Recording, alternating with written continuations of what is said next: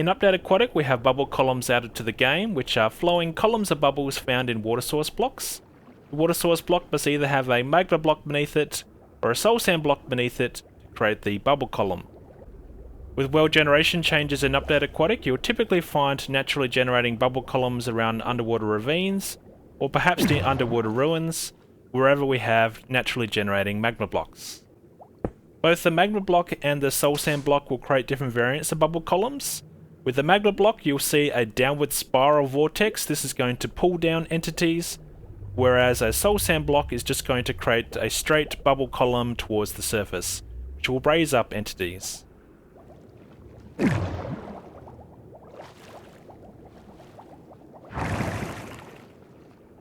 When in survival, both types of bubble columns will replenish a player's breath.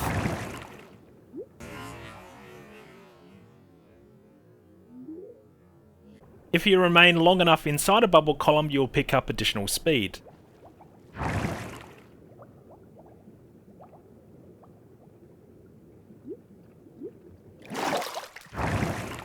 A bubble column will generate in any biome into any height level so long as you're using water source blocks.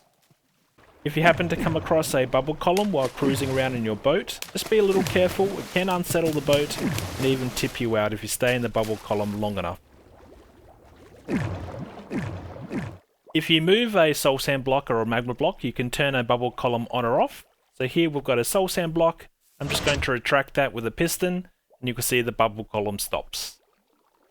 A nice use of a bubble column in your world is to create simple elevators, both for going upwards and downwards. And both techniques will work for mobs and players as well as items. So let's place down an item into this water stream. You can see it very quickly traverses up to the top here and will float on the surface. You can easily collect that with a hopper. You can also drop down items through this other bubble column, which is using the magma block to pull it down. Now, you might be wondering, well, why do you need to do that at all? You can just drop an item if you want to send it downwards. This is probably best used when you're moving mobs around and you want to move them downwards, because you can easily move them at speed when you're using the magma block with a bubble column on top. But if you don't do that and you just have water source blocks, you can see mobs move much slower. So another change in Update Aquatic is most hostile mobs will no longer try and swim. In fact, a lot of them will sink. So we'll see a lot of these traditional mob elevators start to fail. So these guys will always stay stuck down the bottom here, where previously they used to swim up through the water source blocks. So I think we'll see bubble columns try and fix these kind of designs, where you'll have mobs funnel down into an area that will allow them to walk into a bubble column, so with soul sand with water source blocks above it, and then try and funnel them through a design like this. Now it can work, as we just saw, but there is a dead spot here, because there's no flowing water, so it is possible for a mob to get stuck here. Not too much we can do about that with these kind of designs. Maybe you want to have a wider design and just let a lot of them try and nudge each other into the pipe, or into the bubble column. These designs can also work. They also are friendly towards baby mobs, but they can be finicky because we do have this dead area. So if you want to work around that, a typical way to do that is use a block in front of the water stream. So the bubble column here being held back by a block that's got no hitbox, so maybe a fence or a sign. That will allow the mob to travel up the water stream pretty reliably. And it's only got to touch the very edge of the water stream here. So it's only touching the bubble column right on the edge. That allows the mob to be transported.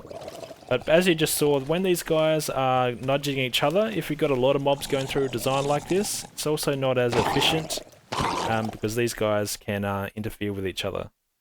So another design that you might like to try with is, or experiment with, is some kind of slime block launcher. So allow mobs to get pushed around by a slime block. So here we're basically shoving a mob into a bubble column. And this is probably another reliable way to do it, but it's not so friendly towards baby mobs for a design like this, because we need a mob to stand here and then be pushed by a block above it. Here we're using slime blocks. That's probably the most reliable way, because that slime block will also give them extra velocity to move in this direction. Then really make sure they go into a bubble column like this. But it can be finicky to build something like this. There is a few variants that you could try to make sure it works for you. And if you want something friendly towards baby mobs, there's a few variants of that as well. Maybe you want to use some string designs with observers to try and do that. But these are also have their pros and cons, so it's probably best you pick the design that works best for you. Now if you're wondering how to connect up your bubble columns to a water stream off to the side, it's pretty easy to do. And this is the same for mobs or items. You just need to put down a temporary block, then place your water on top, and let this flow as normal. So this is traveling 8 blocks. Then you can remove these temporary blocks, and now you need to add a water source block where you had those temporary blocks. And that's all there is to it. So another interesting use of bubble columns is to create locked entrances. So here we've got some source water with soul sand underneath. The player or a mob cannot get through this. So even if you jump from a height or try this out in creative or survival, you cannot get through this water. So effectively this is a locked off area. And if you've got a secret way to get in, maybe this is a nice way to quickly escape. It's a one-way direction.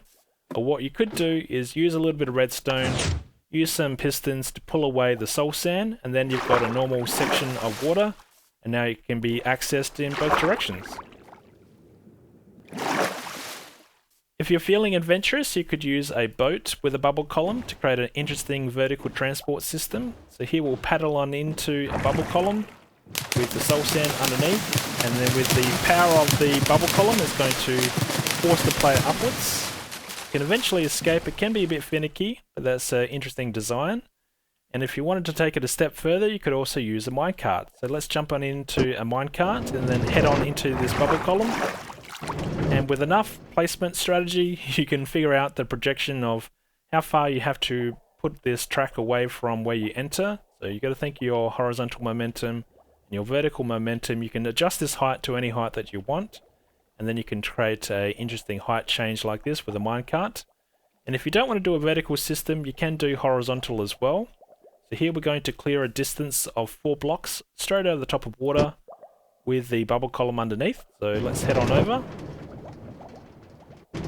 Just get enough momentum to clear that section. But if you don't have enough momentum, this is what happens. The minecart will get stuck right on this edge. You could probably use the downward bubble column for some interesting effects as well with the minecart or with a boat. But it's probably just as easy just to not have the magma blocks here and just use normal water to do that. So that's something you could think about. And if you wanted to annoy another player, maybe you're on a multiplayer server and you want to hide something in their base, just do this.